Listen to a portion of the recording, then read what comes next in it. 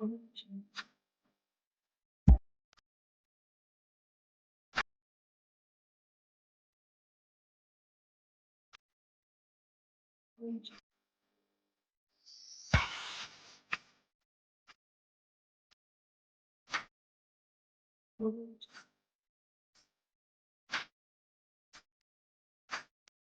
tout le monde, j'espère que vous allez bien. Voilà, nous allons travailler un petit projet là et nous allons travailler sur la réduction de matériaux. On va donc étudier la poutre que vous êtes en train de voir ici. En fait, c'est une poutre très simple, une poutre ayant une seule travée et reposant sur des appuis. Donc nous avons des appuis ici. Vous avez premièrement l'appui A. Ça c'est l'appui A. Et de l'autre côté ici, vous avez donc l'appui B. Voilà. Déjà, dans cette poutre, nous avons donc des charges concentrées. Premièrement, nous avons la charge concentrée P1. Et puis de l'autre côté, nous avons la charge concentrée P2. Voilà. La portée d'ici jusqu'à là. D'abord, ce qui concerne les chargements, je me dis ici P. Donc je prends P d'une manière générale. Donc P égale à 10. OK? Donc je prends P égale à 10 kN. 10 kN, comme c'est une charge concentrée, donc je prends l'unité de force de kN. Et donc cela revient à dire que P1 égale à 10 kN, PD aussi sera égal à 10 kN. Voilà, maintenant l'équidistance ici, A, je prends donc A égale à combien? Je me dis A. Voilà, partout là je prends A égale à 2 mètres. Voilà, donc en fait c'est une poutre comme vous voyez ici. Donc nous allons calculer ça ensemble avec vous pour essayer un peu d'obtenir les éléments de réduction. Ainsi de suite. La grande portée L ici est de combien? La grande portée L, je prends donc la grande portée L. Bon, je me dis L, je prends L égale à 7 mètres. Voilà, dans la grande portée L égale à 7 mètres. Déjà ici, j'ai tous les éléments. Vous voyez? Alors, déjà, si je vais calculer cette poutre par la main, par exemple, déjà ici, cela arrive à dire quoi? La résistance, donc réaction aux appuis au niveau du point A. Donc, RA sera égal à RB, qui est égal à P. Donc, RA sera égal à LRB, c'est tout à fait normal, puisque nous sommes en face d'une structure symétrique. Vous voyez? Donc, une structure symétrique. C'est-à-dire quoi? La valeur sera égale à combien? Sera égale à P. Donc, cela arrive à dire quoi? La résistance réaction aux appuis, RA, ainsi que RB, sera tout simplement égal à 10 kN. Voilà, sera égal à 10 kN. OK? Puisque est égal à P. Maintenant, le moment max ici, le M max ou MP, sera égal à combien? Sera égal à P multiplié par A. Sera égal à P multiplié par A. Alors, si je remplace P par sa valeur ici, déjà, je sais très bien que P égale à 10 kN. Vous voyez, P est égal à 10 kN. Ça sera multiplié par A.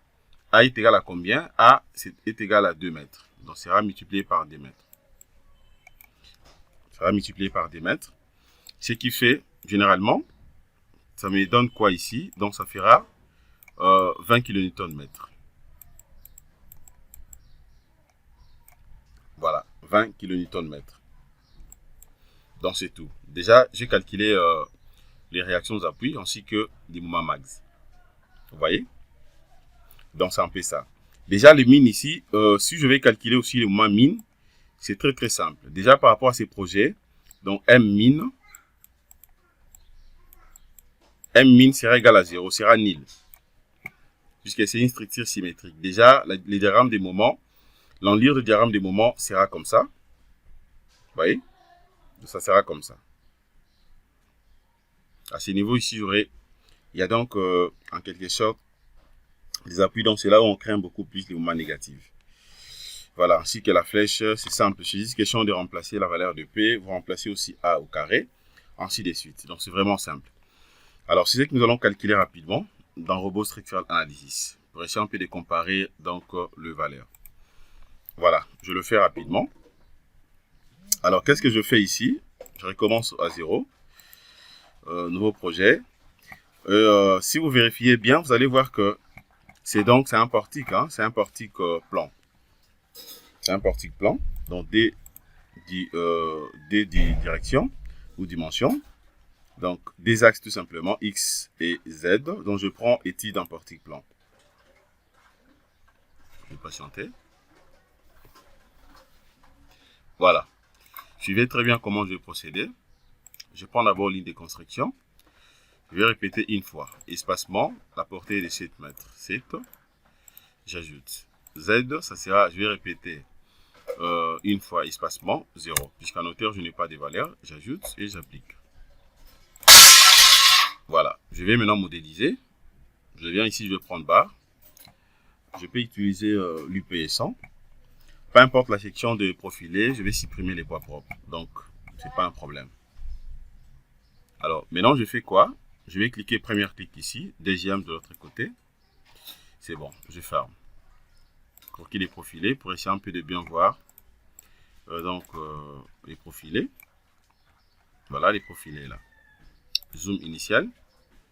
Je prends X, Z. OK. Voilà. Maintenant, je vais placer les appuis. Je prends appui. Je commence d'abord avec l'appui simple. C'est ce que je mets à gauche. Rotile, je mets ça à droite. Je ferme. Je vais coter rapidement pour vérifier si réellement l'équidistance est respectée. Premier point à gauche. Deuxième à droite. Je descends. Ça me fait 7 mètres. Donc jusque là, je n'ai pas de problème. Je viens de représenter textuellement ce que vous voyez ici. Voilà. Avec les dimensions. Donc c'est ça. OK. Alors je vais rentrer rapidement. Je ferme ça. Ça, je ferme. Comment définir les cas de charge? Je vais prendre d'abord cas de charge ici. Déjà, je sais très bien que je vais supprimer les poids propres. Donc, je vais considérer que la charge permanente, poids propre, et puis j'ajoute. OK. Alors, je ferme. Comment supprimer les poids propres? Pourquoi je vais supprimer les poids propres? Alors, si par contre que je laisse comme ça, sans pourtant supprimer les poids propres, je n'ai pas tenu compte exactement de la configuration de notre poutre ici, puisque ici, la poutre ne pèse pas. Voilà. On ne m'a pas donné donc la section de la poutre, mais plutôt, je n'ai que donc sa surcharge. Vous allez voir que si je laisse comme ça, ça dit je n'aurai pas de vraies valeurs. Je le fais exprès. Je ne supprime pas d'abord les poids propres. Je peux laisser comme ça. Vous allez voir que je n'aurai pas de vraies valeurs. Vous voyez? C'est-à-dire quoi maintenant? Si je vais obtenir textuellement de vraies valeurs, je suis obligé de supprimer d'abord les poids propres. Je vais prendre tableau de chargement. Combinaison, tableau de chargement. Voilà, les poids propres sont pris en compte. Je sélectionne ça, je fais delete.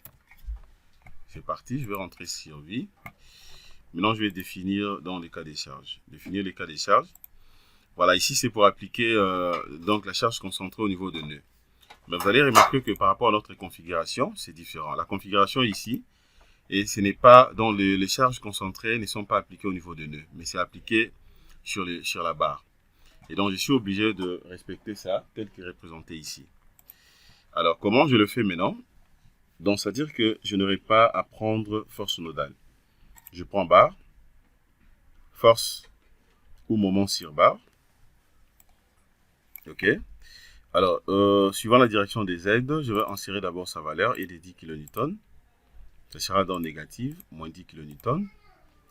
Voilà. Je viens maintenant sur coordonnées. Coordonnées, je vais prendre la valeur, ça sera donc modèle d'application, ça sera absolu. Et c'est appliqué à une distance de combien? 2 égale à 2 mètres. Voilà. 2 égale à 2 mètres, déjà c'est bon. J'ajoute. Je mets les numéros de la barre 1. Et puis j'applique. Déjà c'est correct. Je rentre là-dessus. Cette fois-ci, je vais modifier seulement l'équidistance X ici. Ça sera donc 2 plus 3, ça fait 5. Puisque à droite aussi, la distance est de 2 cm. De 2 mètres plutôt, donc ça fera 5. Je mets 5, j'ajoute, et puis j'applique. Je ferme. C'est correct. Je vais appliquer les chargements. Donc voilà ce que je viens d'obtenir. C'est exactement tel qu'il est représenté ici. Vous voyez? Alors maintenant, il ne me reste que de lancer les calculs. De lancer les calculs. Je peux même vérifier la structure, vérifier structure. Je n'ai pas d'erreur ni les avertissements. Je lance les calculs. Voilà. Comment vérifier les résultats? Je prends un diagramme barre. Je vais commencer d'abord par les réactions aux appuis. Réactions aux appuis, je vais prendre quoi? Je prends déjà la réaction aux appuis suivant l'axe des X sera nil. Je prends suivant la direction de Z, description, et puis diagramme pour les appuis linéaires. J'applique. Voilà. J'ai mes réactions aux appuis. Les RA égale à 10 kN, RB aussi égale à 10 kN. Nous allons comparer. Voilà, RA égale à 10 kN, RB égale à 10 kN. Donc, nous venons d'obtenir la même chose. Vous voyez, c'est exactement la même chose. Voilà, maintenant, je vais vérifier les moments. D'abord, les réactions aux appuis, je peux annuler ça pour ne pas encombrer les projets, ou carrément, je peux laisser comme ça. Les moments maintenant. Effort normal d'abord. Effort normal, c'est nul. Donc, max et min, c'est 0. Pourquoi? Puisqu'en hauteur, je n'avais pas de valeur. Effort tronçon. Voilà, l'essence est là. Description différenciée, et puis j'applique. Voilà, l'effort tronçon. Max égale à 10 kN, min égale à moins 10 kN. Voilà, ça c'est l'effort tronçon. Donc c'est très très simple. Alors, comment vérifier maintenant les moments? Je viens ici, je vais prendre le diagramme des moments. J'annule ça. Je clique. Le diagramme des moments est là. Vous voyez, moment max est égal à 20 kN/m. Je vais comparer, ça fait donc 20 kN/m. Min ici, on avait trouvé 0. Je vérifie là-bas aussi, min égale à 0. Donc c'est simple. Voilà. Alors si je vais vérifier par exemple les réactions au niveau de KZ, donc c'est ça les valeurs. Je ferme. Alors, je peux voir aussi peut-être diagramme des contraintes. Si vous voulez par exemple vérifier les diagrammes des contraintes aussi, c'est simple. Je vais prendre contrainte. Diagramme des contraintes, j'applique. C'est ça. Diagramme des contraintes max. Diagramme des contraintes min. C'est ça. Ça se diffère tout simplement au niveau des signes. Alors, diagramme de flexion, également, je peux vérifier. C'est ça, le diagramme de flexion. Max, diagramme de flexion min, c'est ça. OK? Voilà. Contrainte de cisaillement. C'est ça, notre contrainte de cisaillement. Vous avez donc min et max. Voilà. Je clique sur rien. Alors, comment vérifier aussi sa déformée? Je vais vérifier sa déformée.